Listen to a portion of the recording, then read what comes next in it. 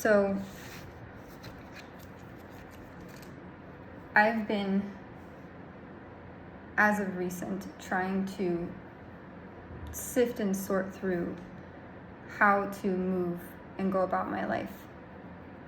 You know, what's the next step? What's the next chapter? Because on the surface level, things look pretty dismal and pretty bleak.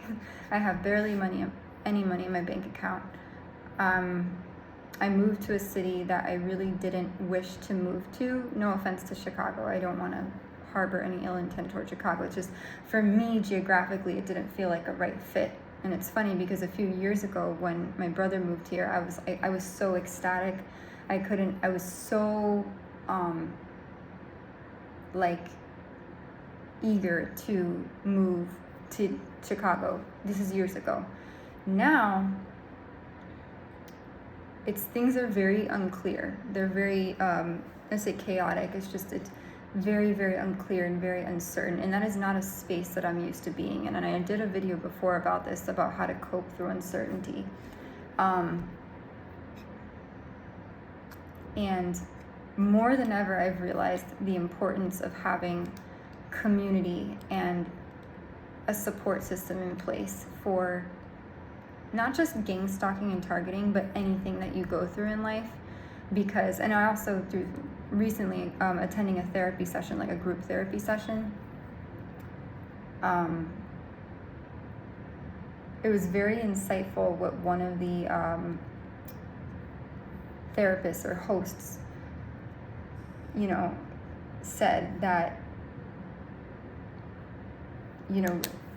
having a support system in place for anything in life is so imperative. We're social creatures by habit, right? And when you go through something really traumatic and really debilitating, it can be very isolating. Not just humiliating, but just really isolating. And we're all trying, it's interesting, we're all trying to meander and navigate this journey that we call life, right? We're all going through these really hard situations, right? Like some people have cancer, some people lose a loved one, some people lose a pet, some people lose a job, they get laid off or furloughed or let go. Some people lose their home.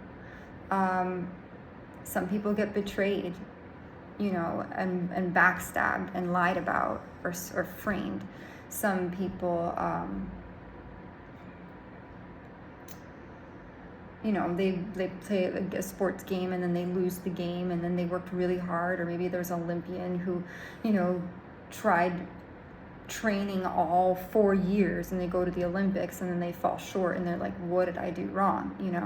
There's so many ways that people experience adversity and hardships and setbacks. And what does distinguish someone from the people who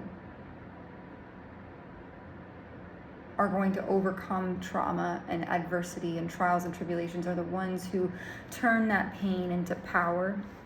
Like, I like to think of it as like turning pain into rocket fuel, and I let that be that catalyst, because it's such a vast distinction. If people, I'm not kidding, if people saw my life the way it was when I was 8 years old, 6, 7, 8 years old, and I had the most beautiful, cushy life you could ever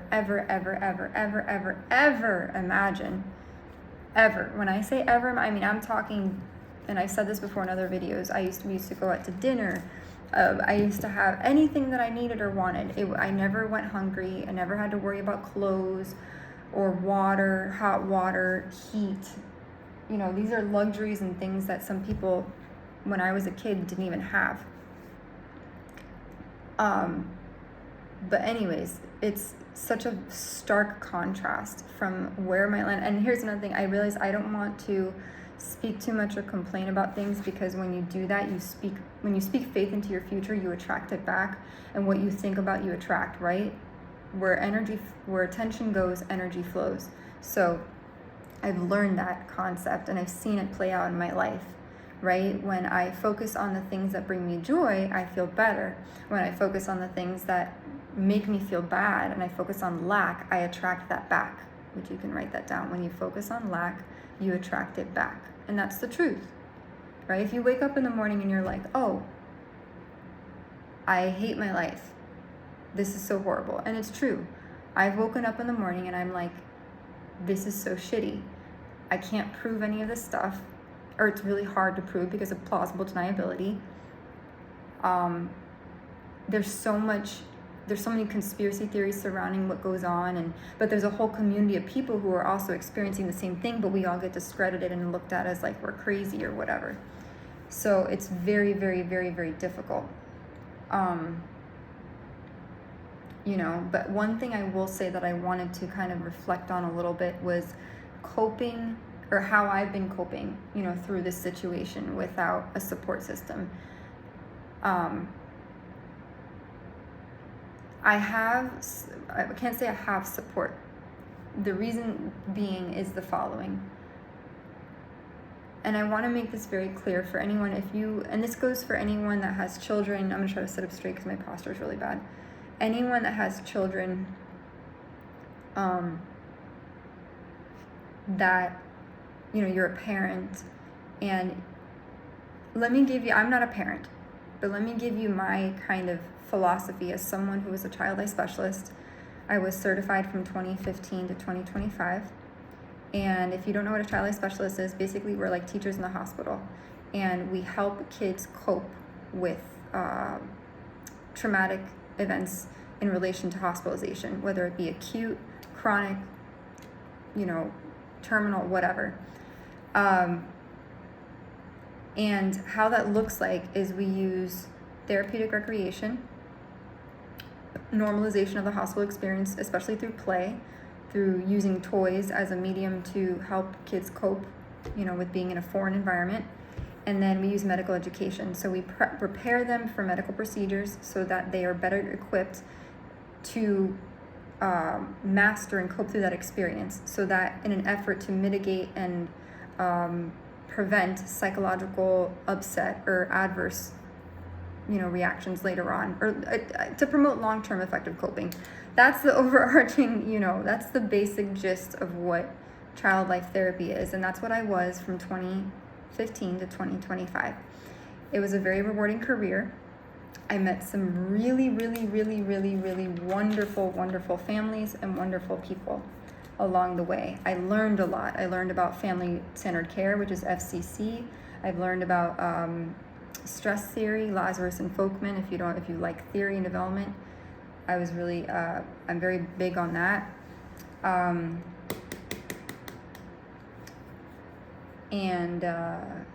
I've learned about attachment theory, John Bowlby and attachment theory, Yuri Bronfenbrenner's bioecological systems theory, Erik Erikson, Sigmund Freud, Carl Jung, all that wonderful stuff, because psychology and child development theory is kind of, human development is kind of the basis of that. So I wanted to give kind of like a prelude before I go into what I think, my experience with coping through this situation without the kind of support that I need, right? And this could be universally applicable to anybody going through a hard time when you feel like you're lacking support. So I hope this helps. But just to give a little bit of background so people understand that I'm not just like talking to talk or sound smart or whatever. I was trained in theory and practice in child psychology, development, human behavior, behavioralism, things like that. Vygotsky, Bandura, all the wonderful things. I'm sure there's a lot more theorists that I'm not naming, but those are the ones that come to mind. Jean Piaget, which is theory of cognitive development, which is like one of my favorite theorists. But yes, I worked in hospitals. I worked in the NICU directly with families. I helped siblings cope, I used to orient the siblings to the hospital settings so that they would be able to cope more effectively and be more familiarized and be an active participant in their younger siblings' care. And that could be done through memory making, that could be done through providing some sort of activity, reading a book, singing, drawing a picture, trying to forge this bond between the patient and the child.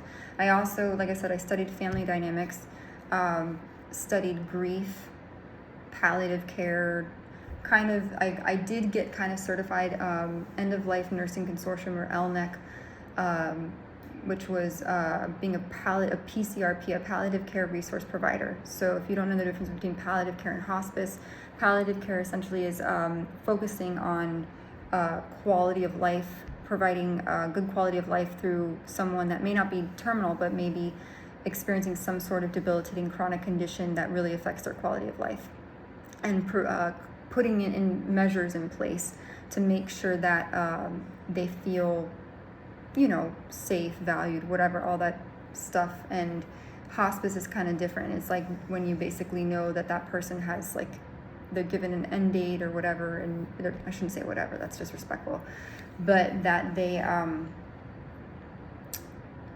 also going to make sure that they feel comforted and supported in that experience. And there's grief, legacy building, different things that go along with that. But I worked with families from all walks of life. I've worked with people that are Arabic, that spoke Farsi, that were Muslim. I've spoken with families that were French, Haitian Creole, Nigerian, Romanian, Egyptian, Hispanic, Filipino, Asian. This is back when I lived in Miami, Florida. And I learned a lot, and I got to also formulate my own basis and understanding of what, if I were a parent, what kind of parent would I want to be? When I was also teaching kids yoga, I taught kids yoga and family yoga as a teacher back in Miami as well. I was a yoga, I did a lot of, I incorporated the arts into it, because I was not a theater nerd, but I was really big on the arts and dance and, music and journaling and expressive therapies, or creative arts therapy, if you will. So I tried to incorporate that into my curriculum and methodology. And so the reason why I say this is just because I don't want to be like that.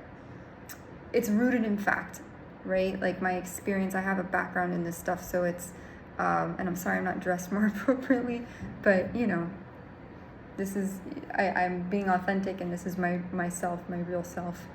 And, I do wish to help people in the best way that I can. Not to say I'm an authority on parenting and child rearing and raising children, but I was a babysitter for many years. I was a caregiver. I was a camp counselor for 2 to 3, 4 years. I was 2 years at a historic pool nearby my house, and then growing up, and then also a camp counselor in training at a sleepaway camp in Hancock, New York, and then that was for 2 years as well, right? Counselor in training, and then I was CIT, and then also too at another summer camp nearby my house in Coral Gables. I was a camp counselor for 2 years. So I have 6 years worth of camp counseling experience, several years of childcare and babysitter experience, about 3 to 5 years or almost 6 years in healthcare, whether volunteer experience, and then also, right? Volunteer experience. And then I did about 3 years paid experience, in healthcare. And then yoga teacher. I did a lot of stuff. I'm very multifaceted. I don't like to toot my own horn, but a humble brag would be that. And within that, I really got to shape my worldview or perspective on parenting and what it means to show up for your child. I don't have children, but I also worked in early childhood education. I have about a year's worth of experience working I was after school care, preschool TA, preschool teacher's assistant, and then also an infant teacher when I worked in Virginia alongside infants. And Yeah, so I love working around kids. No, it's not a weird fit. For anyone out there that's going to make a comment, if you're a perp, if you're a gang stalker and you're like, oh, she's, obsessed with children, go talk to a pediatric nurse. So are you going to generalize that comment to every single person that works with children? So all the people that work at Disney World, that are servers and waiters in Disney World, they're all obsessed with children. No, that's a stupid generalization to make. So I hope no one comes at me with a comment like that, because that's really ignorant and stupid and insensitive. So, because then you're going to generalize that to every single pediatric nurse, every single pediatric hospitalist, psychologist, doctor, pet therapy volunteer in a pediatric facility. Give me a break. That's stupid. Very, very ignorant.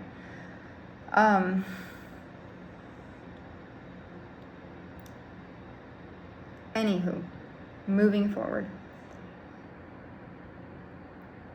Again, I can't say that I'm an authority on parenting, but I have worked with a lot of parents, and nothing prepares you for being a mother or father unless you watched someone else do it. I mean, I was there. I've held babies. I've taken care of them. I've interacted with children in different capacities, and I've gotten to observe a lot in terms of human behavior, how parents interact with their children. Some parents, there's different parenting styles or child rearing styles and attachment styles. There's, the authoritative, there's permissive, and then there's authoritarian. Authoritarian is kind of like the dictator. You call the shots, you run the show. It could be very almost distant and very regimented, in a sense that there is no compassion, there is no empathy. It's just strict enforcement. Kind of like when you think of, she wasn't a parent, but she was a principal, like in Matilda, Miss Trunchbull. She's a good reference to go off of. Or in I don't know why I brought Matilda up, but it was a movie I loved growing up watching when I was a kid. But then you have really permissive. I guess I'm going to use Matilda as an example. Then you have permissive, which would be Matilda's parents. Danny DeVito, I don't know the actress's name, but it was Danny DeVito and the blonde lady with the curly hair, which she was obsessed with, like beauty products and, wearing cheetah print and looking good. And then they had the son, right? I forgot the son's name. He reminds me of the Dudley, what's his name? Dudley in Harry Potter. He reminds me of that character. And in fact, there's kind of parallels between Harry Potter's family and Harry Potter and Matilda's family. I never realized that until now. The way that Harry Potter was treated by his parents. Not his real parents, the step-parents. The way that the step-parents treated Harry Potter. There's a lot of correlation between the way that Matilda's parents treated her and Harry Potter's step-parents treated him. So, just a little anecdote, movie reference. And if you haven't seen Matilda, it's a cute movie. And then they actually did a Broadway show about it.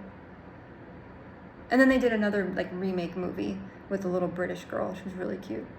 And the whole thing was really cute. This choreography, the staging. But Miss Trunchbull is a good example of that, of the authoritarian kind of. And then the permissive would be Matilda's step-parents. And then Miss Honey would be a good example of the loving, kind, compassionate, good-natured, but also she was also the character too. I liked the character Miss Honey because she was she looked at every child as unique, and she really focused on fostering their creativity and their strengths. She never looked at she looked at their weaknesses as areas to improve upon, and she looked at their strengths as as opportunities for creation, right? For creativity. And, but I think those are good analogies to use because, parenting is very difficult. Like I said, no one prepares you for that. When you have a baby, especially like now, if I became pregnant, which I'm not pregnant, but I would know the basic logistics because I also worked in the NICU, so I would know what it would be like to prepare for a child and, what responsibilities that comes with. For some people who don't know child development, who've never opened a child development or child psychology book or human development book, even though when you're in your undergrad and you do your associates, you do kind of touch on those things, but it's kind of like one of those core classes. But yeah, so anyhow,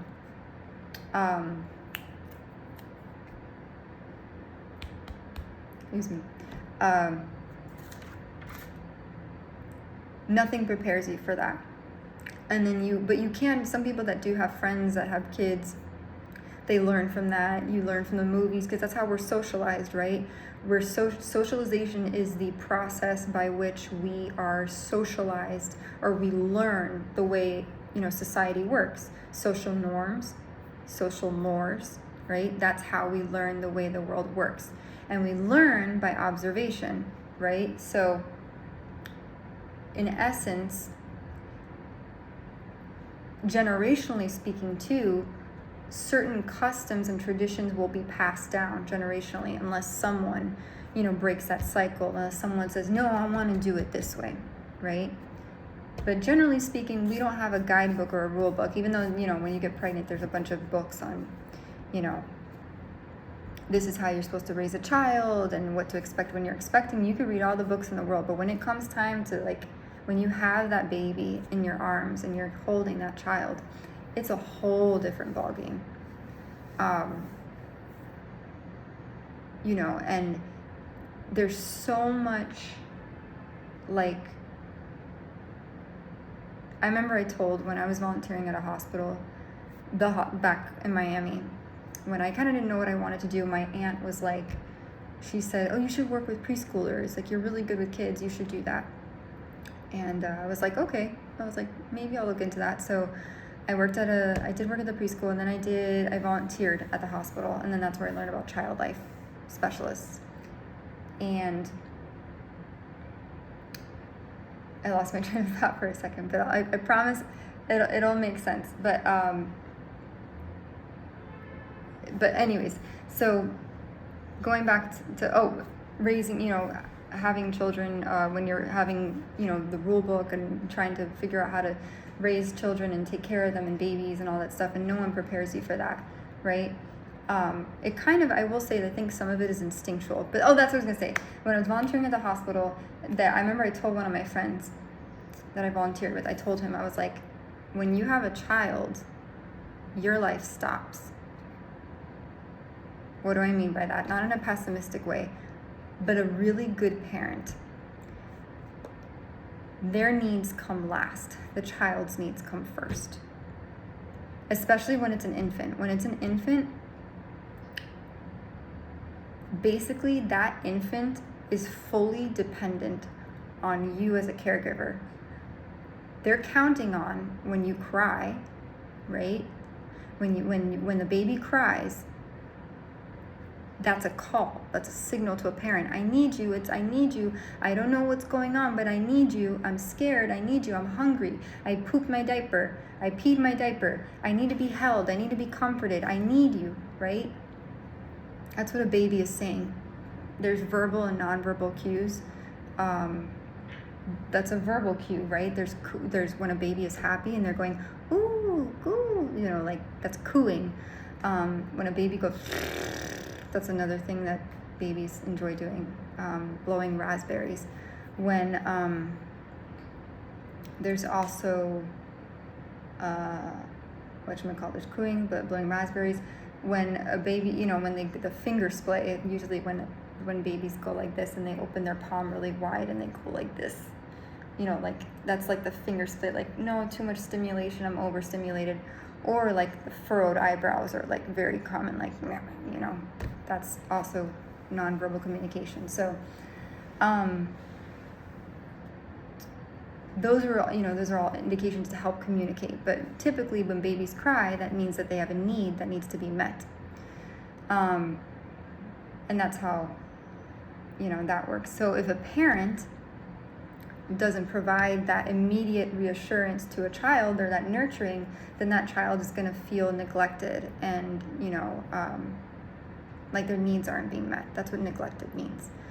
So I remember when I told my friend that, and I said, when you have a child, like, your life stops. Like, you can't focus on the things, you can't be like, hey, I'm gonna go out with my buddies, you know, I'm gonna drink a little whiskey over here, and then I'm gonna go out and, you know, hang out at the bar and, you know, go do some pool. I mean, some parents can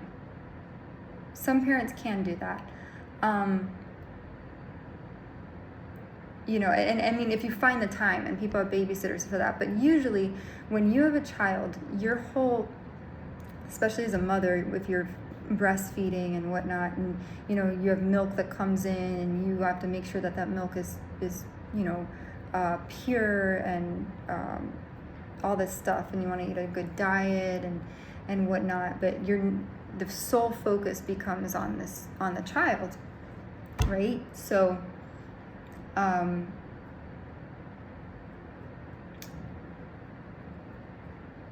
for parents, and that's my philosophy, is that when you have a child, that's your life. Not say your life ends, but like, you no longer can do the things that you wanted to do before, because now you have another little human, an extension of you, that relies on you fully. And when I worked as a preschool teacher, I was a daycare teacher, if you will, you learn a lot about different temperaments and personalities of children, and you learn a lot about the parent. And usually sometimes their temperament, like their, I want to say personality, their anxieties can also affect the child, sometimes adversely, it depends.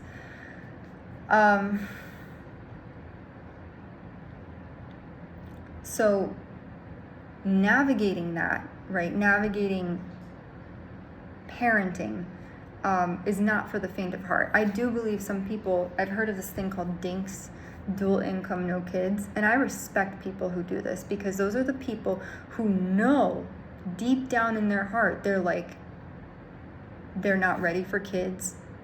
Or, you know, because society puts a lot of pressure on people to conform. What do I mean by that? Society, because of the media, the movies that we watched, or the movies that we're raised with, the books that we read, the music that we listen to, except for the artists, I take it back, except for the filmmakers and the artists and the authors who kind of defy the status quo, they defy the norm, they change the landscape of you know, societal norms and stuff by kind of going the unconventional path, and they kind of forge their own path. Those are the nonconformists, right? But like, typically, you know, society dictates we're supposed to go to school, get married, or, you know, whatever, go to school, get the degree. Now, I don't even know if a degree, now I swear to God, I don't even know anymore, because so many people are becoming either entrepreneurs, digital nomads, camper van people,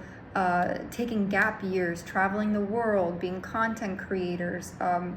They're realizing that life, the 9-to-5 grind, which I'm not trying to bash. The 9-to-5 grind is like, right now I need the 9-to-5 grind, because, and it, with a good, and not to go off on a tangent, on a side note, but like with a good, you know, well-paying job, especially more than ever, because I'm in the pits right now. But anyways, I digress. But society dictates typically that you're supposed to go to primary school, secondary school, you know, primary school, secondary school, upperclassmen, high school, college, get the bachelor's or whatever you want to do. Then you get maybe a master's degree if you want to be a doctor. Then you do residency. Then if you want to be a lawyer, then you go to law school. Then yada yada yada yada, whatever, you know. Part of that is, once you've completed that segment of where you did your education, now you're supposed to go to the next part, which is focusing on the more generativity of, like, you know, finding a spouse, finding a partner. There's so much pressure, especially women in their 30s, men too, to like, just the other day, yesterday I was watching, there was an Instagram reel where this guy, I actually appreciated it though, he was young, And he was like, I'm trying to make myself into husband material. And I was like, that was very, it was very, the way he did it was so eloquent and so, with such humility. And he wasn't boastful or bragging. He just like, I want him. And it was a good role model for other men his age. He was younger than me, but it was a good role model to go off of, because he was like, I want to be the type of man who buys my significant other flowers. I want to be the type of man who knows how to cook. So he was literally, to me, that's a godly man, a man who's willing to put forth the effort to make himself into the kind of person that, in fact, for himself, by doing that, in essence, he is actually elevating his soul, because he's choosing to align. He's choosing to.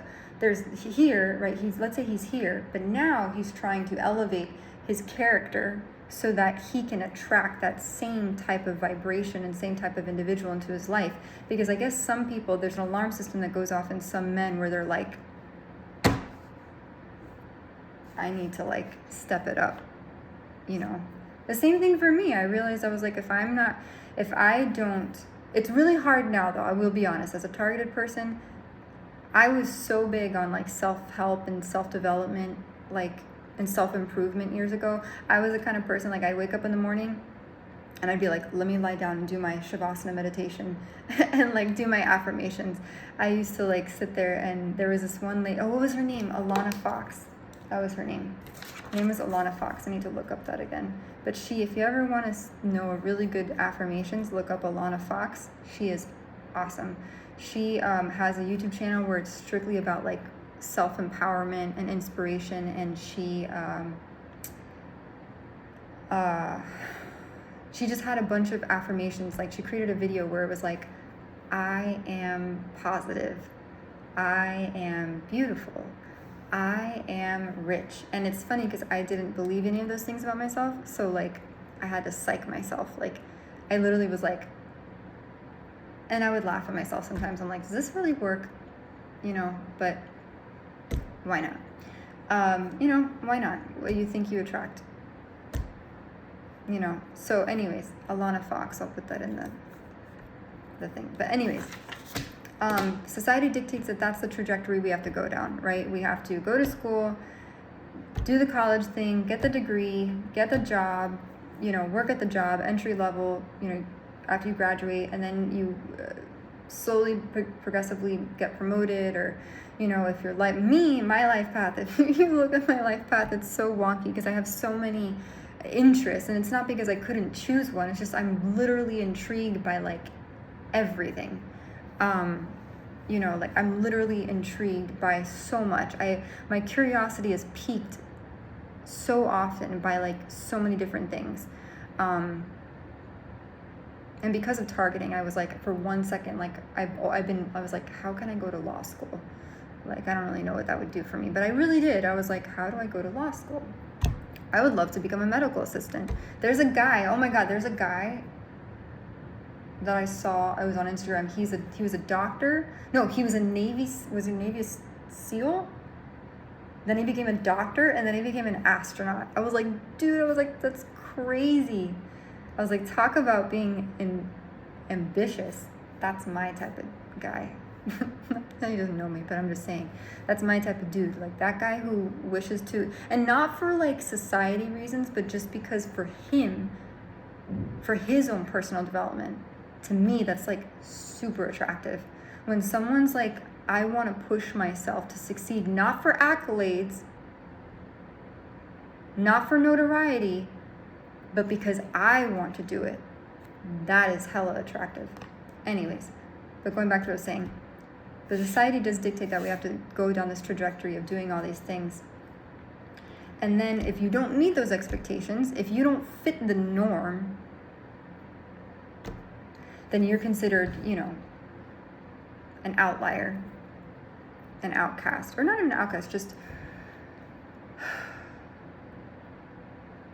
I don't know, just, yeah, like an outlier. And going back to the thing about parenting, what I was going to say about parenting, and coping through adversity and coping through things when you feel like you lack a support system.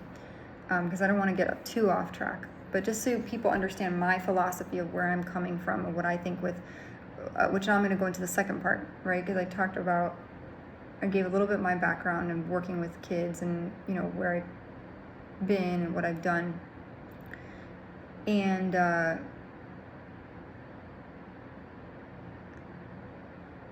when it comes to raising children, again, don't have kids, but I treated all the kids that I worked with, the patients that I worked with in the hospital, the kids that I taught in kids yoga and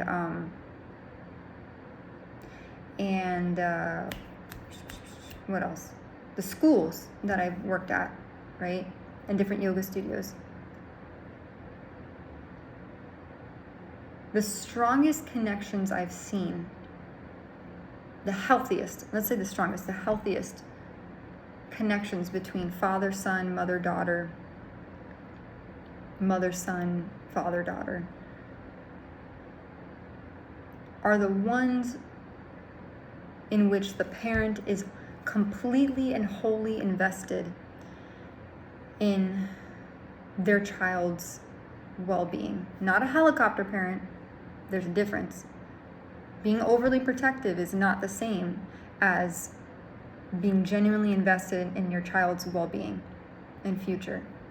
Because you can have a parent who's like overly concerned, where they become so sheltered and protected that they don't let their child. It's almost like the father in Finding Nemo, where Marlin, where he's like, you can do these things, you think you can do these things, Nemo, but you just can't, Nemo.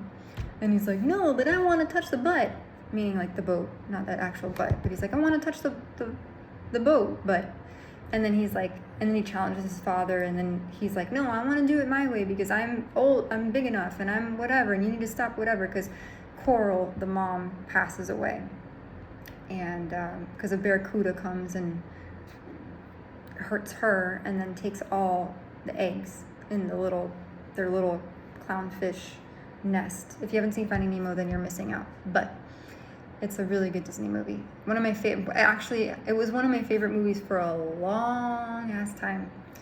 And just because I thought Little Turtle was cute, and I thought Nemo was cute with his little lucky fin and whatnot. So, anyways, long story short, Nemo goes off and he gets abducted by a scuba diver, and he gets taken to a fish tank in Australia against his own will, because they were just, this dentist wanted fish and they found Nemo. And so then Marlin goes on this whole journey to get his son back, and it's a really wild ride that Marlin, he meets Dory, and Dory has short-term memory loss, blah, blah, blah, blah. But there is a difference between being overly protective, where you're not letting your child, because when a child gets to a certain age, I do believe that, especially at 18 and then onward, you have to entrust that whatever values you instilled within your child from age 0, from a neonate, newborn, to an adolescent at 18 or maybe 21, because some kids, they stay home. Like I lived at home till I was like 27, I think, or 29. That in of itself comes with a lot of issues, I will be honest, because then you become an adult child, because once you're living under that household for a long time, your parents by default, because they're the ones, paying the rent and whatever, you're at their behest, right? You're kind of obligated to be socially, respectful, socially respectful towards them, because they're the ones supporting it, right? Anyways, I'll go into that another time. Being an adult child or adult children. So, but anyways, you have to trust that from age 0 months to 18, that you were instilled with, or that you instilled whatever within your child, and you have to let them go free, right? You have to trust that, say, hey, kids go off, 18 is a really, really young age to go off out of state to a college, live on your own, but that's the norm. At least in America it is. I don't know what it's like in other countries, but that's the norm in America. But everywhere, though, I will say what's universally applicable is I think that there is this underlying notion that you need to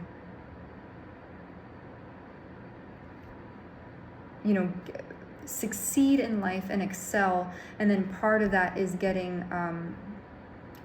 meeting that person, right? And then from there you have children, or a wife gets pregnant, or if you're not married, then you're in a civil union or a domestic partnership or whatever, and you start to create your little family unit, whatever that looks like. Now, within those years, right? But then I can't go through each stage of development because that would be a really long time but I do believe that from birth, if a baby's needs are not met, there was actually Harry Harlow. Harry Harlow was a scientist, a researcher, and he studied rhesus monkeys. And he had one rhesus monkey who, they were raised, he had different monkeys. Rhesus monkeys is the species or the breed. And so I know it sounds bad, they were in cages, but he had the monkeys in the cages, and he introduced a variable. He had this one monkey where they introduced a variable of something scary and frightening. And what happened was they notated and observed the way in which the monkey reacted. And primates are very similar to us as humans because there's a lot of overlap between our traits and primates. So what happened was, what they observed to have found was that the monkey didn't go for solace or comfort to the area or the monkey that provided, or something that provided the survival things like the food and the water. The monkey gravitated towards, that's what they did. They put they used wired monkeys. I take it back. So let me just explain this a little bit better. I apologize. So they had the monkeys and they had them in the cages, and they created wire monkeys. So wires, they turned into monkeys, like sculptures, and they placed those in the cages. They had one wire monkey that the mom looked at it as a maternal figure, and it provided food, water, sustenance, basic needs of life. Then they had another wire monkey, but this wire monkey had cloth on it. So it was comfy, it was cuddly, it was furry, it was warm. They introduced the variable of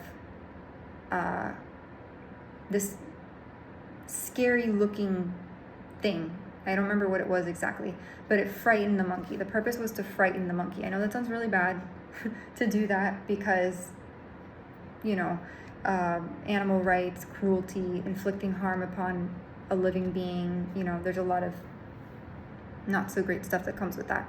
But they frightened the monkey, and they observed whether the monkey would go towards the cloth mother wire monkey or the survival sustenance wire monkey. And what they found is that I gravitated towards the cloth wire monkey. So what that means is that the person, place, or thing that provides the most comfort when one experiences something traumatic or frightening will most likely be the thing that object or that being, or in this case an animal, gravitates towards, which means that if you're going to theorize something, it would not hypothesize because that's the before, but you would assert that in times of distress or fear, a living, human being or animal it's more likely that an animal or human being would gravitate towards that which brings comfort versus sustenance. And that's very telling when you think about it, because they had the wire monkey with the food and the water that provided the basic core tenets and needs to function, to survive. But the monkey went towards the what's it called? The the wire monkey that had cloth on it. So that means that we as human beings will actually probably forego our basic needs and necessities to actually go towards something that provides us comfort. And I know I've experienced that in my life. I've gravitated towards people, places, and things that have provided me with consistent nurturing and support. Maybe they didn't provide me money. Maybe they didn't provide me food or water, but because they provided that nurturing and emotional support, I gravitated towards that person, that place or thing more so than my actual own parents, which is what are the people who provided or have provided, the foundation for me for survival. So I bring that up because I think that was a really interesting experiment that they did with those monkeys. It's called Harry Harlow, Harry Harlow. And I always thought in school that was really interesting. But going back to this idea of parenting and trying to cope without, the support system, I'm just trying to give a little bit of background to later segue into the, the latter parts of what I would try to, reflect on. So again, different parenting styles: authoritarian, authoritative, permissive, like overprotective. They all come. I'm not going to break down the advantages and disadvantages of all those. But I will say the one I think that with the healthiest outcome, where the child or children will have the most secure attachment, which is the most coveted one, the one secure attachment versus disorganized, anxious avoidant, or anxious attachment. Right? Anxious, avoidant, disorganized, and secure attachment. I think those are the ones, the different categories. But the ones that promote the most secure attachment would be authoritative. And that's basically when you kind of are, you're not overly protective. You trust your child enough to make the right decisions. Because when a parent doesn't trust their child, they hover. They're overly concerned, or they scrutinize, or they're hypercritical because they don't trust that you're going to make the right decision. So they feel that they need to make the decisions for you. So that's another thing. But when there's secure attachment versus codependency, because a parent used an authoritative child rearing style, is the sense that you're not overly permissive, you're encouraging, you help a child navigate their experience, you're there when a child needs you. Number one, when a child's crying, you're there. Oh, I need you, Mom, I need you, Dad. Okay, I'm here for you, I got you. That is also backed by compassion, empathy, nurturing, which, let me go here and explain it so that way I'm not like authoritative parenting. So that way I don't, and there's evidence-based, facts and things. Authoritative parenting is a child rearing style that balances high responsiveness, warmth, and emotional support, which is what I was saying, and with high demands, firm limits, and clear expectations. Championed by psychologist Diana Baumrind, it avoids authoritarian strictness and permissive laxity, with laxity meaning laziness, relying on reasoning, positive reinforcement, and logical consequences to foster independence and self-control. Because what's the point of parenting? Why do parents parent?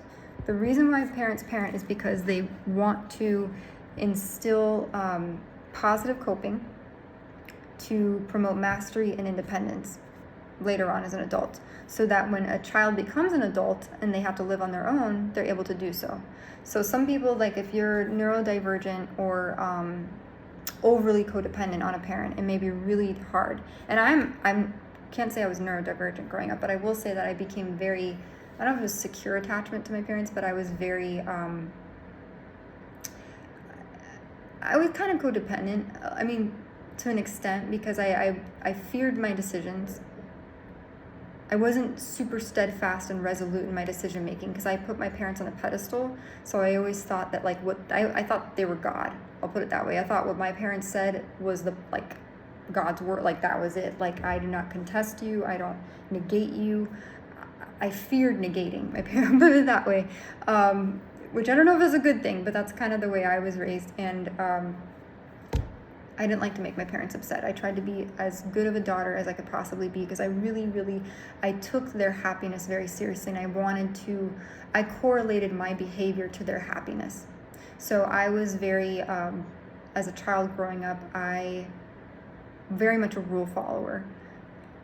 If I dared talk back, I would get soap in my mouth, or duct tape on my mouth, possibly. I kid you not. It's, it is what it is. I mean,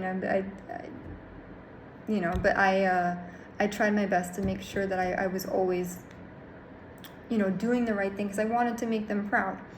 But I will say authoritative parenting style, I think, is the healthiest one for the most positive outcomes, to have positive coping later on as an adult. So if a child's needs are not met with high responsiveness, meaning the infant cries, the child comes, but it's met with warmth and emotional support, because you can be versus authoritarian, or you can be permissive where you're kind and nice, but you're very lax and you let things slide. I also knew parental figures or guardians of different friends that I've had where they were very, very, very, very, very, very permissive, overly permissive. They loved and nurtured and cared a lot about their child, their daughter, their niece, their nephew, granddaughter, whatever, but they were super, very permissive. So I bring this up because I think this is an important basis to go off of, so people understand where I'm coming from when it talks about coping through adversity. I might have to do a part 2. I don't know. We'll see. If it gets to an hour and it's I might have to do a part 2. But just a little basic understanding of my philosophy. I believe that children deserve to be nurtured. Their creativity should be fostered. Their uniqueness, right from birth. The moment a baby is born, I'm telling you, so a little bit more about that. The moment a baby is born is so crucial. It is pivotal, because number one, typically the mom is supposed to do a first breastfeeding. You do kangaroo care, which is skin to skin, and the baby's supposed to find its way. I'm sorry if this is too whatever, but the baby finds its way to the nipple, and then they're supposed to latch on, and then to me it's a beautiful thing. And not to say I don't know if I would ever breastfeed if I have a child, but I think there's a lot of good nutrients that come from breast milk. It's actually encouraged. When I worked in the NICU, that's what they said was really good to do. So but yeah, those moments are pivotal, because and then when babies get separated from their mom after birth, that's very hard. Not to say that parents who adopt children aren't as good of parental figures, because it's almost like when you see what's that? It's called imprinting. Is it Ferdinand Lorenz? There's a theorist, I think Ferdinand Lorenz, where basically they found out that these little ducks imprinted on a human, and they thought the human was the mother. So it doesn't, adoption, whatever. As long as there's some sort of parental figure and warmth and nurturing, that's what. And what is that? What does it mean to be warmth and nurtured? Which I can go look it up. But it means, again, high responsiveness. It means when something is needed. It means, right here, parents are nurturing, they validate their child's feelings and create a safe emotional environment. That's what high warmth and responsiveness is.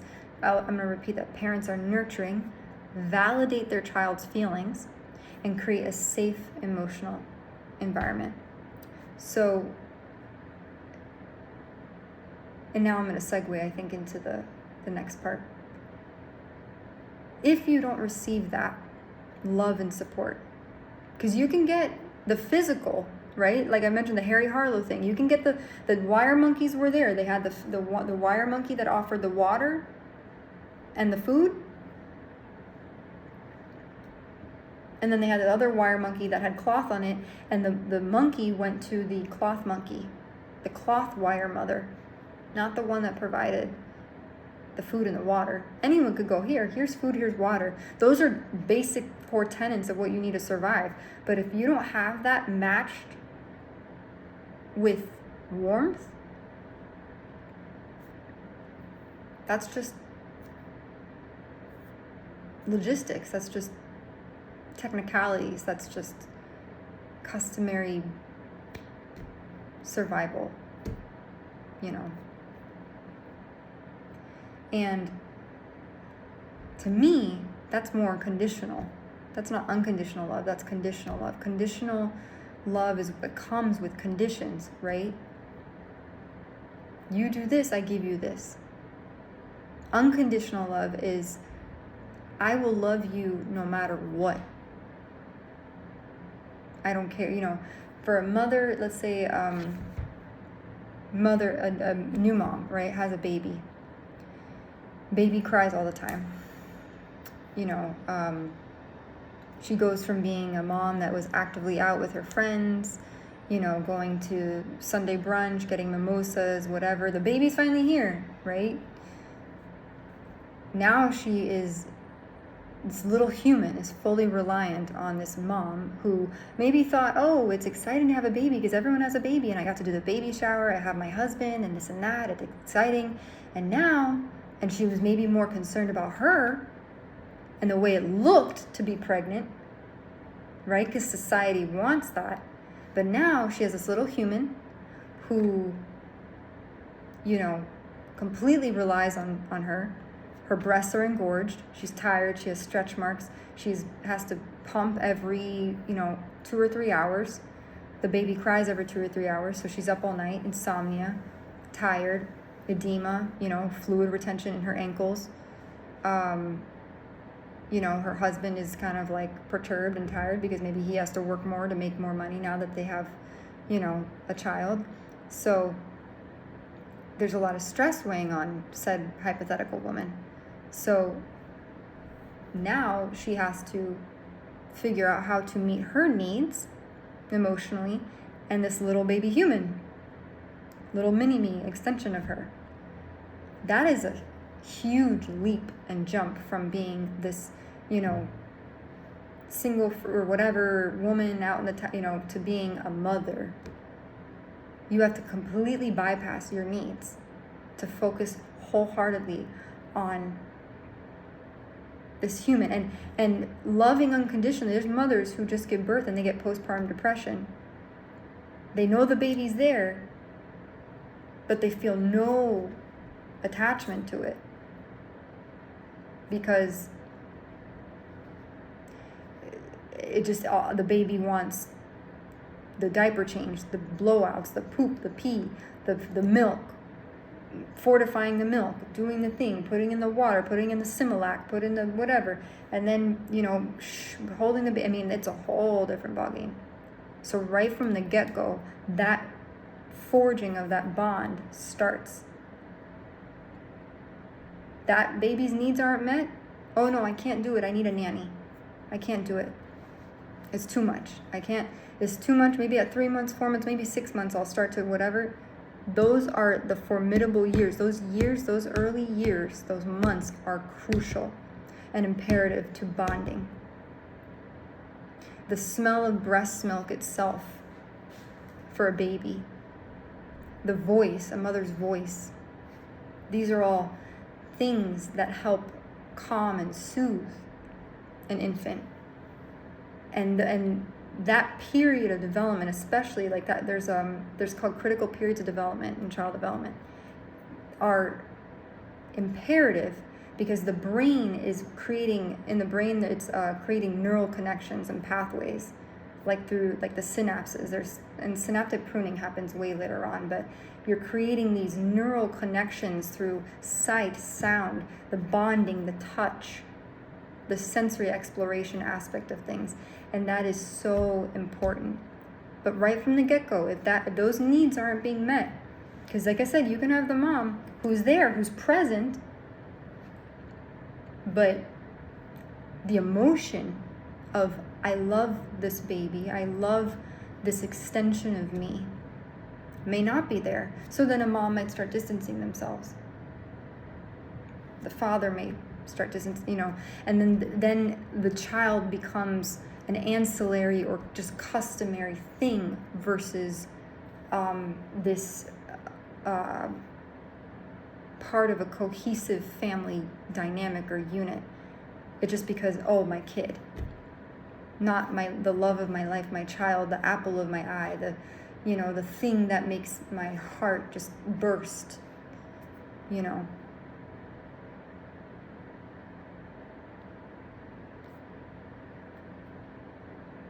So sometimes kids in family units and family dynamics are just customary because in society that's what they were told to do. Oh, get married. Oh, when are you getting married? Oh, okay, yeah.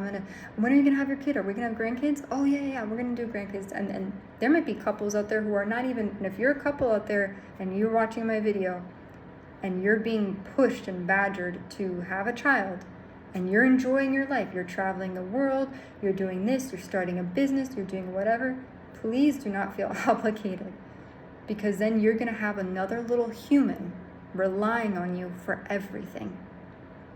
And your behaviors and the way you go about living your life are going to have a direct correlation and impact on that child forever and ever.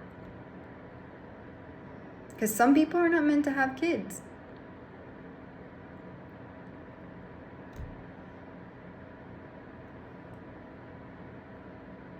Some people, they do a really good job in the beginning. Excellent mom, excellent dad, and then, they're always there, they show up, and then when things get hard, then when you need them the most, they may be there to provide the here's this, here's an allowance, but that's the extent of what I'm going to give you. I'm not going to offer you the emotional support and the love and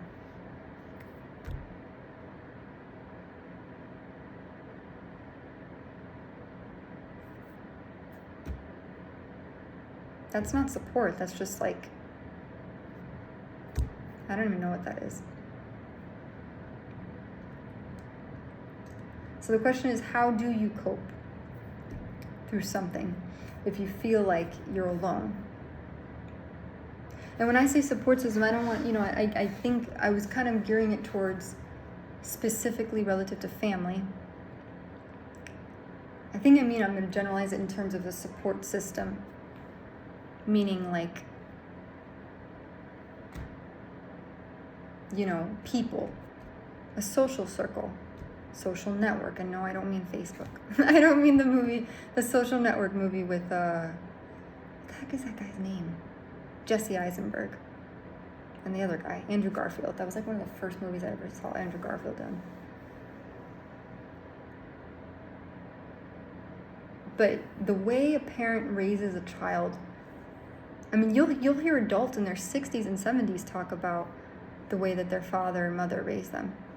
Even the ones that have passed on, they'll still remember the way that their mother read the book to them. And I still remember my mom reading, there was a book, Miss Nelson is Missing, Madeline, A Mother for Choco. Like all these books, like I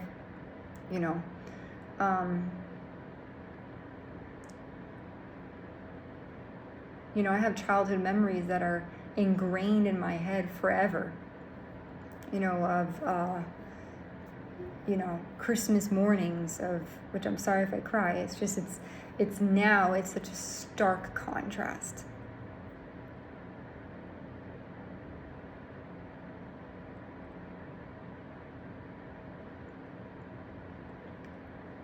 So, and look, it impacts me today. Like even my child, like I'll look back on it and I don't look back on it with contempt. I'm very grateful, but it's very different now. And I don't have that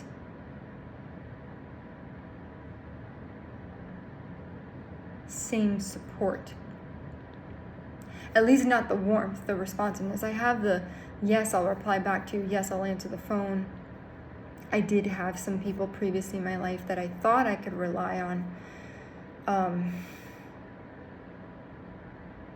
that were there, but I look back and I go, how much of it was sincere? How much of it was staged or obligated? Meaning like someone, maybe I was a nuisance to them, but maybe they were obligated for whatever reason. With targeting and stuff, you never know, They talk about perps, handlers, ops, all these really horrible, is the word contemptuous, is that a word? Contemptuous. Yeah, contemptuous.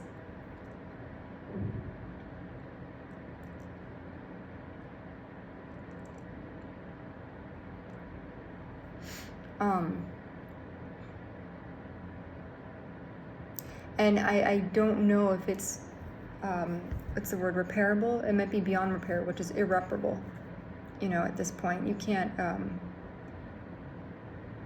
as much as I would like to rebuild things, I can't snap my fingers and say, hey, I want a new this, I need a new this.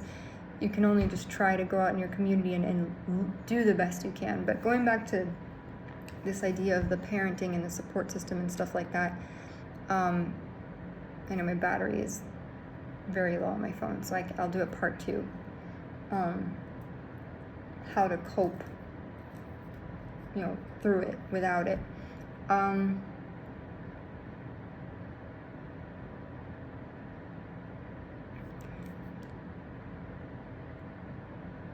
Life is a gift, There are people that will come along your path that are not family, that are blessings. They may not be your blood. They may be a person just in passing. They may be a stranger on the street. They could be through a friend of a friend. It could be someone you meet at a coffee shop.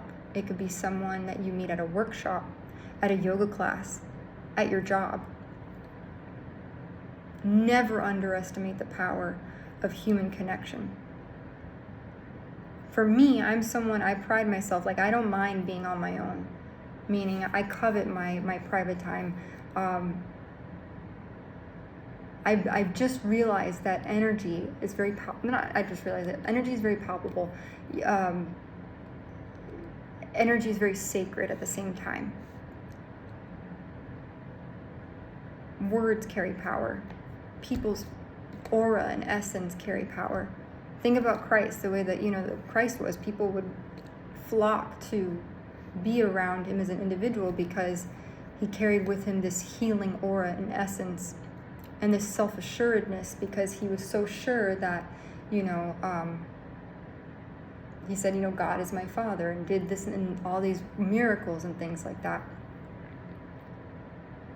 And that was very appealing to people, right? So at the same time, energy, auras, essences, they're very, very, very, very, very important.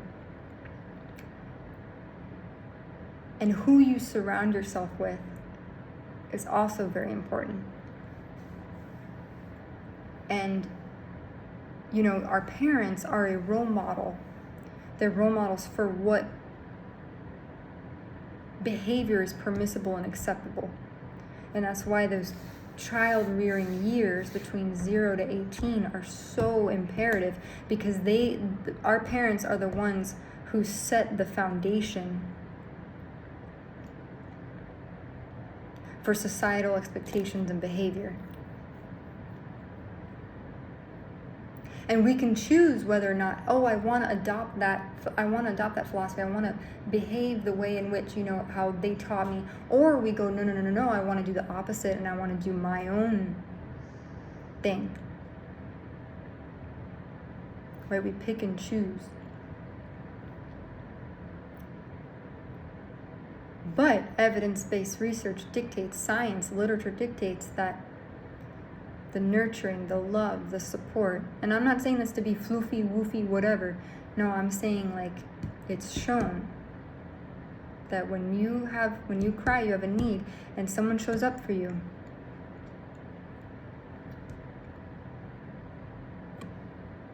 that need should be met and responded to.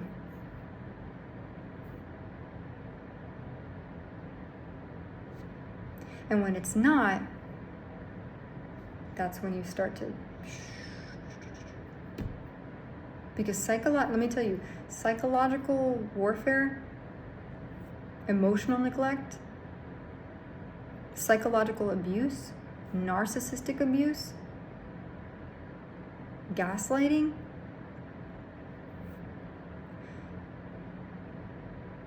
the effects are detrimental.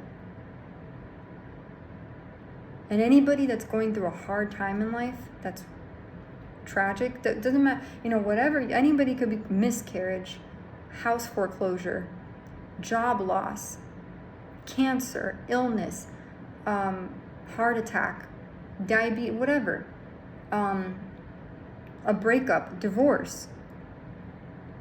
Navigating that alone is really hard. Unless you have a spine of steel and a heart that's so strong and unrelenting, steadfast faith in something bigger than yourself, it's going to be really hard. Social connection is that's why we are biologically predisposed to want to procreate, right? That's why we get women, as a woman, when our period comes, if that's too much, whatever, but when our menstrual cycle comes, that's our bodies preparing us for a baby, right? So naturally we have pheromones, right? There's follicular, whatever, there's FSH, follicular stimulating hormone, luteinizing hormone, these hormones that rush through us that are like, oh my God, I know I'm guilty of that, where I'm in ovulation mode and I become like a little piranha. I was gonna make a joke about something, but I'm not gonna say it. That's customary, that's normal. So, same thing for men. It's like, men could probably smell that when a woman's in ovulation, they're probably like,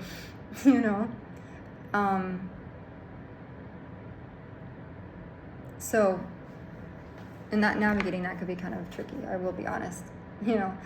Not giving into lust. You can either give into lust, or you can be like, I'm gonna have self-control and I'm gonna have self-discipline and I'm not gonna do this. But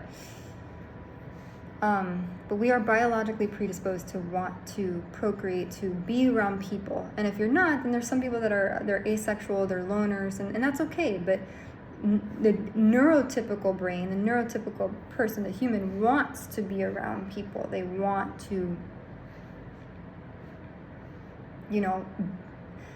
not in like a super gregarious way, I'm outgoing. No, I want to be around you because you're a like-minded individual and you share the same sentiments as me and the same ideology or belief system. So I think we can work well together, right? And then when it comes to family dynamics, you don't choose unless you're adopted, but you don't choose the family that you're born into, right?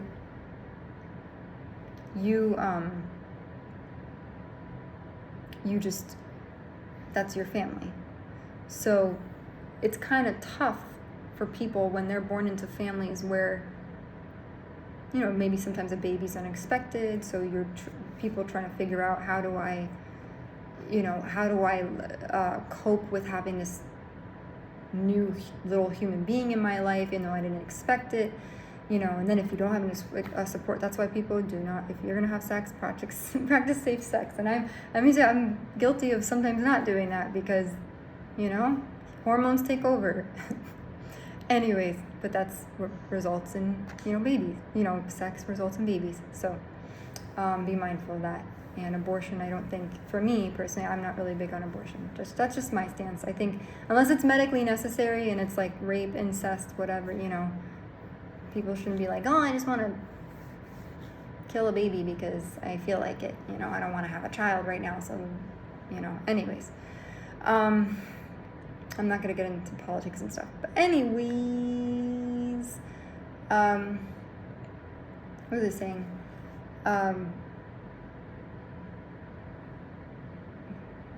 There's a point I was making, but parenting, it is hard. It's both a gift, but knowing that you have to offer this extend this warmth and selflessness. It takes a lot of selflessness to be a parent. You can't be like, hey, I want to go take a spa day. Let me prop my little baby in a little carriage. Have it wait outside the spa door. Hey, spa attendant, can you watch my kid for me? No, that's not how it works. It's not how it works. The foundation you lay right now, whether you're a parent or not, is going to have such a large effect later on, when that child becomes an adult.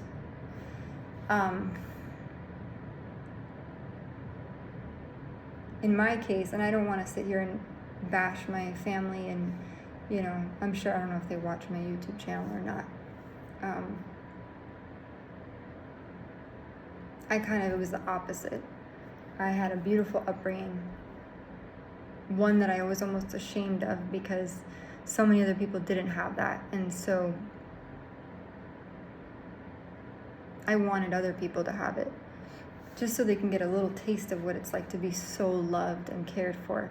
And then targeting happened, and gangstalking, and just trickery, deceit, dishonesty, abuse, and the people that I knew who were always there when I needed them, it slowly started to degrade and fall apart and become the blame game and antagonistic and not encouraging, not motivating.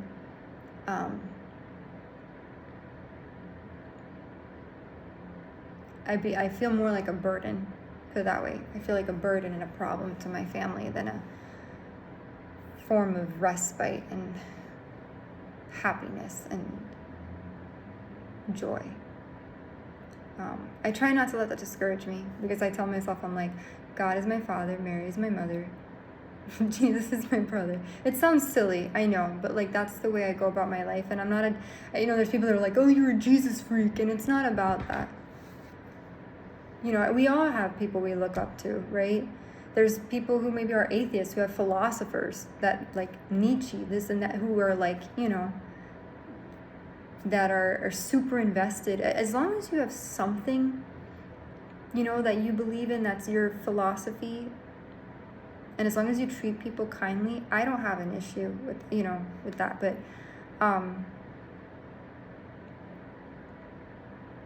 that's how it's been the opposite. I had a beautiful childhood, and then all this other crap happened, and then it just slowly started to fall apart, and now it's more like you can't hold a job, you have no money, you're going to be homeless, you're going to be out in the street. That's the commentary that I receive. And you know what the shittiest part about it is? I will always love my family.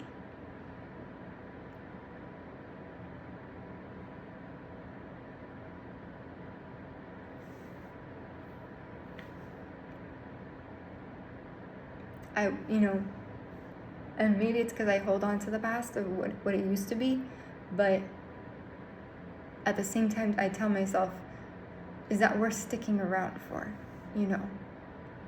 The blame, the belittlement, I have a conversation recently where my family member said, oh, because you used a credit card, you're stealing. And I said, no, I had a credit line and I paid a minimum, and I didn't do it with the intent of, oh, I'm going to steal from a bank. I don't do that. That was never my intention. That's not my heart. But this is the seed that's being planted in my mind. And because it comes from an authority figure, I take it as fact. So formulating a support system throughout this whole experience, very challenging. And oftentimes what happens is that I've noticed is that because I'm so eager for, not desperate, just eager for human connection, a solid, truthful, nurturing connection, No, I'm not talking about romantic. I'm just talking about platonic. And this happens too with romantic. I don't mind disclosing this because if my journey, if my, Morgan Harper Nichols says, let your story of the mountains you've climbed be someone else's survival guide. So if my story and my words help you, then I mission accomplished. And if I helped give some enlightenment or insight to you, then you know what? Then I'm happy. Then that's good enough for me. Because right, happy world, happy people. That's ultimately what I want for everybody. But I'm the kind of person where I have, unfortunately, because I'm so starving for that realness and authenticity and a connection, that I'm willing to sometimes I latch on too easily or I overshare. And that's rooted in trauma too. That's all trauma stuff that I need to work through, but therapy costs some money. So talking through it helps, but navigating it, having someone who's well trained in trauma informed approaches is very key. But when you get so belittled and badgered and bullied over and over and over and over and over again and knocked down over and over again, it is very easy to get discouraged. And when it comes from people that are closest to you, like immediate family or even friends or even a lover,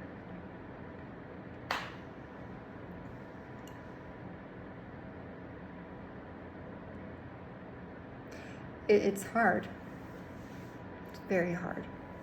I will create a part 2, and I will talk a little bit more about how what has helped me with coping, right?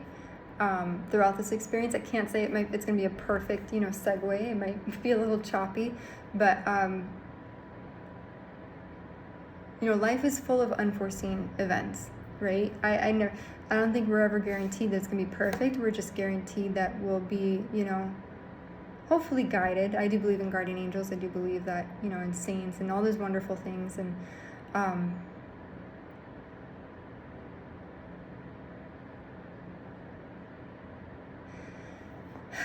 excuse me, sometimes I don't want to go, someone poisoned me and this and that, but my food, I don't think, I'm not going to get into it. I just do the sign of the cross. I found this, I don't know, this is at the bottom of my purse today. I was like, I don't know if it was in so I have a little like charm thing, Lucky Charms. I have a little pouch with like these little things that I've collected. I forgot where I got this. I think this was my Target. When I was in Philadelphia, I got a cross necklace from Target, and it was my pride and joy. It was my favorite thing in the world. Maybe I can get, maybe I can get a chain and put that, I don't know, and wear that. But oh, here come the sirens. It was siren free for a whole hour and a half, and now there's sirens. So anyways, but I just found this, but life is hard. We never promised it was going to be easy, but I think if you try, that's what matters. People are going to talk shit about you. Family may betray you. There's a song in my, I have so many different playlists, and it's, what's the guy's name? It's called The Eye of the Storm.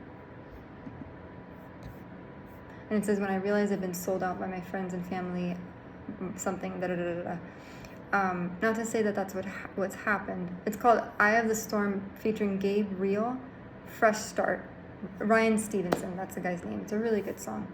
Above that is Hunter Hayes' song called Invisible. It's like that song helped me so much years ago, Hunter Hayes' song. I'm still a big Hunter Hayes fan. I haven't listened to his music in a little bit.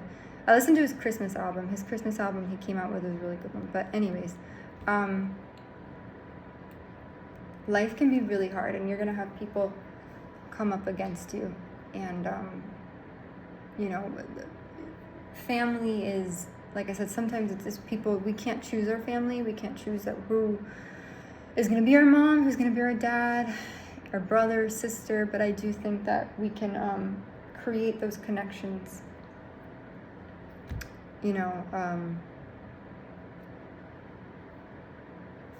somewhere down the line. I think it's possible. You know, in my opinion, I don't know. Maybe I'm wrong, but I don't know what this is. I just was looking at emails that I got. So anyways, I hope that gives a little bit of insight and clarity into like my theory about parenting, and kind of, I'm very big on the other thing I wanted to mention. One more thing I forgot. There is a book. I used to watch Super Soul Sunday religiously with Oprah Winfrey. That was like, I literally had it on DVR. I had it on my Spotify too. She was on Spotify. And I used to listen to those religiously. And I loved hearing about spirituality and just different ways to improve yourself. And there was a psychologist, her name's Dr. Shefali Tsai. And if you don't know, Shefali, Shefali, Tsai, I think it's Tsibury. And her philosophy is one that I resonate with greatly. And she goes about it looking at children as our children, if you have children, as teachers. Because having a child is a very humbling experience. Because like I said, you have to put your needs behind your child's, right? Because now you have this other little human being that's like, I need you, I'm relying on you. And yeah, so if anyone's ever curious about,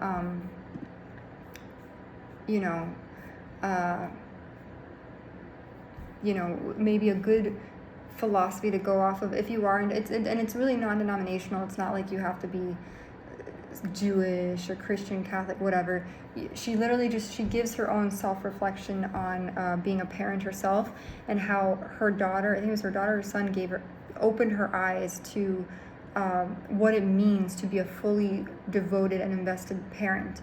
And that begins, and it's a very spiritual journey too, because again, you can't focus so much on yourself. You have to focus on your child and what's best for them. And sometimes that means, okay, no, I'm not going to go out this weekend, or I want to go to the football game, I want to go with my buddies to go play pool, or, it might mean taking extra shifts, at the restaurant you work at, or, going a little overtime, or working on the weekends, or, making those phone calls. If you're a salesperson, you make those phone calls later in the day or in the evening or whatever. You wake up early because you want what's best for your child. So it's putting in the because that's what it means to be selfless, is when you think about someone other than yourself. And ultimately, I do believe that what leads to more healthy, positive outcomes in parent-child dynamic relationships is when the parent not is like overprotective, but really does genuinely care about their child's well-being. And they're willing to put aside their needs to focus on their child. So when the child cries, the parent is present. Also, too, if a child is bullied, like let's say you have a child that's in middle school and your child is being harassed and picked on, you're not going to go, okay, let's fight back, let's bully the other kid. Like, you're there and you're going to help them work through that. And you do teach them the life skills and the coping skills to be able to stand up for themselves, but you don't also make them feel inferior or feel less than, or like you don't call them names and treat them like dirt. That's not how it works. So just a little bit extra. I forgot to mention her name because I do think she has a book. I forgot what it's called. Her Dr. Shefali Tsai. I used to recommend this all the time to the parents that I taught kids yoga to. The Conscious Parent. That's the name of the book. The Conscious Parent. She's from Mumbai, India. So don't discriminate. I am not here for discrimination. I do not believe in discriminating against somebody based on the pretenses of race or ethnicity. If you do that, then you are a poop tart, not a pop tart, a poop tart. But she does have an Instagram. I just think she's really neat, raising conscious sons and raising conscious daughters, and Yeah. So I think that that's a good basis to go off of, but there's no belittlement. I guarantee you, you read her book, there's nothing about belittling your child, feeding your child to the wolves, God forbid, selling your child. I'm not going to get into that, because that's a thing. Parents sell their children into trafficking rings. So, anyways, or their adult daughters. I don't know. You never know. Anyhow, if you have gotten this far, thank you so much for listening. I will do a part 2. My phone has very low battery, so I can't continue on this phone. I have to go to a separate phone, but coping through without a support system. Let's see if I can get through that with our girl. I'm a very emotionally expressive person. I wear my heart on my sleeve. I'm very emotive. You know, it shows on my face. I can't, if I'm angry, I will show it. If I'm happy, I will show it.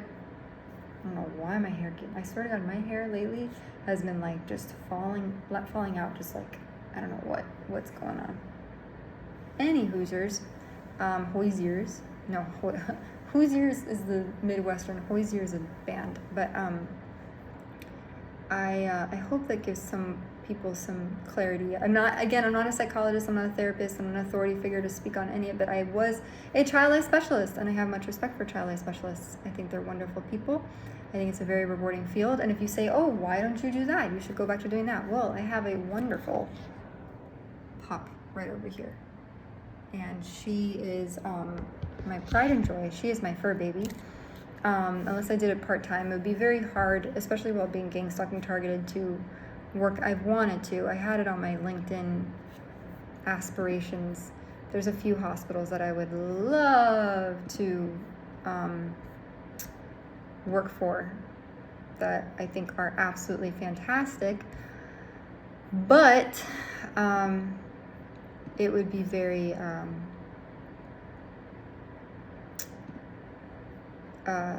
hard to, because you have to get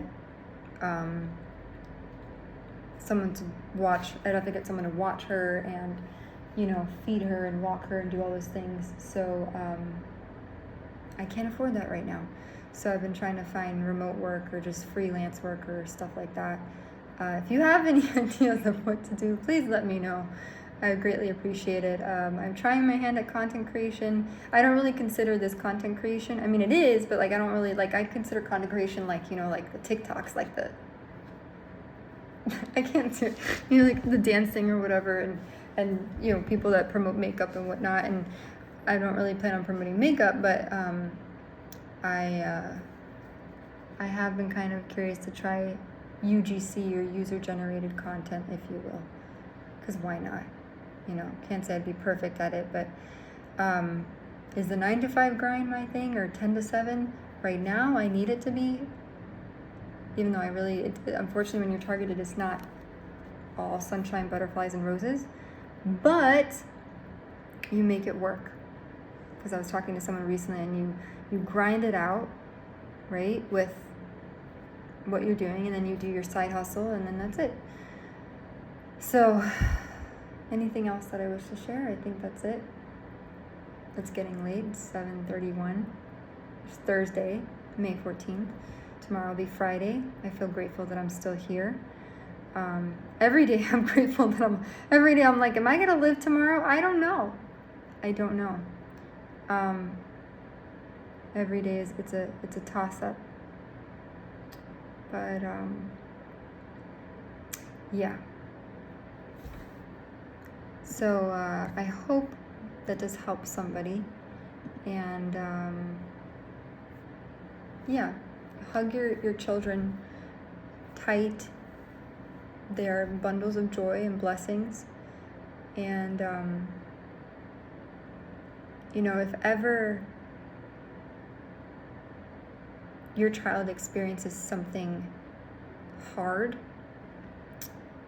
or even something that may be not within your scope as a parent, love and kindness are not something you need degrees in. Love and kindness and empathy and nurturing are not things you need licenses or certifications for. You don't need to go to like a class. That's just basic human decency. How are you today? How is your day today? I love you. I care about you. Thinking about you. You got this. I'll put it this way. I was at the grocery store yesterday and I was looking at different cereals, and I kid you not, one of the cereal boxes, I'm like, oh my God, I got more emotional support from a cereal box. It was on the back, it said, you got this. And I was like, thank you, cereal box. I had more emotional support from a cereal box than my own family sometimes. But hey, you know what? They're cute. They're cute cereal boxes. I will take it. If positivity is being outwardly demonstrated from a Kellogg company, I will gladly take it. You know, I have no problem. The more love to go around, even if it's on a cardboard box, I will gladly take it. I will never not say no to encouragement, even if it's a slogan on the side of a wall. Because it's positivity, right? Not toxic positivity. But I don't know, it feels good. It feels good to be kind. It feels good to encourage other people. That's why I feel it would be so hard for me to be like a bitch sometimes, even though I can be a bitch. But I always wonder myself, like, oh, if I was a mother, what kind of mother I would be. Either I'd be the super, like, not super permissive, but just, you know, I would lay down the law, but I'd also be very nurturing. That's why I always say I think I'd need a partner who's, like, willing to, partner meaning a man, not a woman, but a partner who would be willing to be I say like good cop, bad cop, but like the one to lay down the law, you know?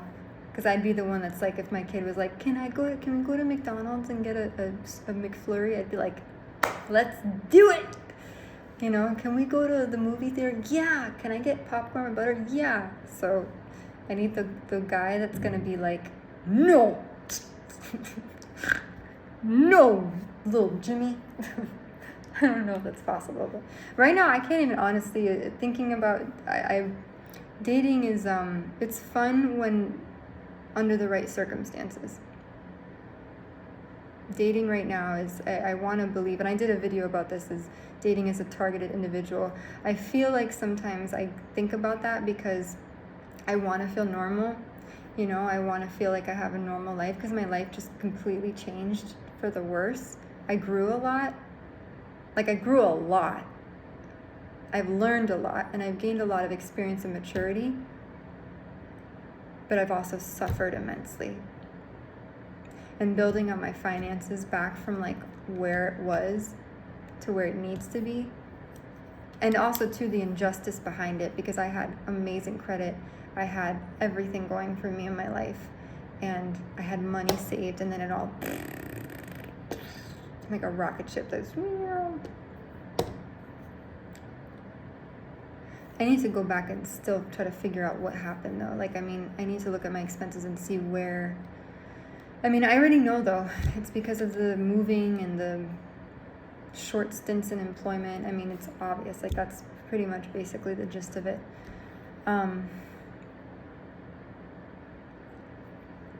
You know, no crying. There's no use crying over spilled milk, right? Or maybe there is. In my case, I do cry over milk because I love, I love milk. I used to, what's it called? I used to drink café con leche religiously, and now my diet is just so minuscule. It's not even funny. But at the end of the day, I'm still here. I'm still alive, but you know, human torture is not for the faint of heart. I don't wish it upon anybody. I do wish it, the people who are doing it to me, I do kind of wish that they were like experiencing it so they'd understand what it feels like, but at the same time, it's like, you know what, we're all smart, we all are responsible for our own actions, so yeah. And that's it. That's the way the cookie crumbles. I will create a part 2. Right, Bimber? I swear to God, I feel like my mouth has like metal in it. And this is where I talk about, targeting and shit, because but I'm grateful to be alive. And I just realized I need to, what's it called? Is today the 4th? I'm gonna pause my video now. But I'm looking at my my LinkedIn right now. But I hope, again, my words help somebody. And if you know someone that's hurting, if you know someone is in like an unsafe situation, please, for the love of God and all things holy, you don't have to be a police officer. You don't have to show compassion. It's not, it costs no money. I understand that like maybe you won't get anything out of it. I get that. Like, I'm not nice to be nice to get stuff out of people. I do it because I go, how would I want to be treated? Treat others as you wish to be treated. That's how I treat people. And the fact that we live in a world where it's a very dog-eat-dog world, if you don't get something out of it, I don't want anything to do with it. I don't want to hang out with her. It's tainted. She's cursed. But at the same time, I feel very blessed.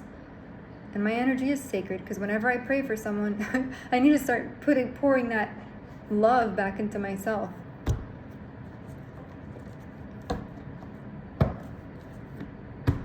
But please, if you see a child that's hurting, if you know someone in your family or one of your friends is going through something hard, compassion costs nothing. And you don't know what will happen later on when you help that person, how the universe will recompense you or will reward you. Not that we do things to get anything out of it, but just,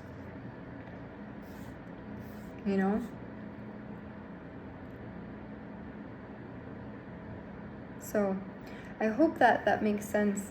And I do recognize that what I'm speaking about, there's going to be a lot of people, when they're targeted, people start smear campaigns, and just like I have people in my life who may champion me and support me, there's going to be people who champion and support the other person.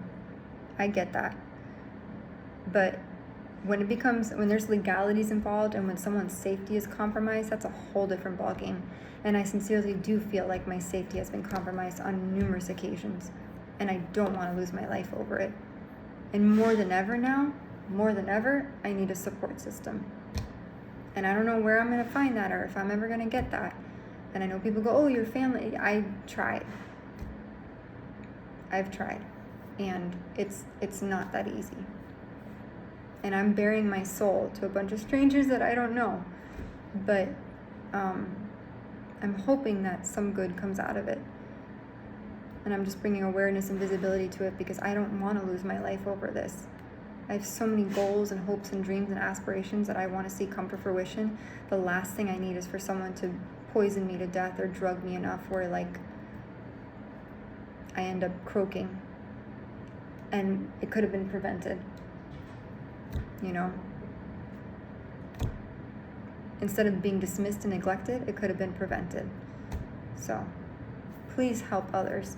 Don't just help them when it's that like, that pivotal moment where it's like, no. It's like medicine. If you have the ability to participate in preventative medicine, wouldn't you want to know? Like, imagine if you could find out that you have a certain gene that's, that later on the gene or the allele for cancer, or, you find some tumor markers or something because you do a scan and you get blood work. Wouldn't you want to address that beforehand? Why would you want to wait till it's already like wreaking havoc all over your body when you could have prevented that 5-6 years ago? You know what I mean? Think of it like that. And especially if you're someone in law enforcement, especially for the law enforcement folks out there, y'all need to I'm not a police officer. And I know I would not be the best police officer because I'd be the person in the back of the cop car, like, okay, let's figure this out. We're gonna get our life together. I know there's a job, I think with the Bureau of Prisons, where you can be like a counselor or whatever. But I'd be the type of person to be like, okay, let's rehabilitate and let's figure out how to prevent this so the rate of recidivism goes down and we can not, hurt people again. Let's do that. Versus the one that's like, if I needed to, I'd protect myself, but that's kind of different. So again, hope that helps. I will do a part 2 maybe tomorrow because I'm very, very, very tired right now. And my chest feels like it's being squeezed. My heart feels like it's being squeezed and pulverized to death. I know I look okay, but on the inside I'm like, ugh. And my shoulder really hurts and it's very black and blue. So God bless.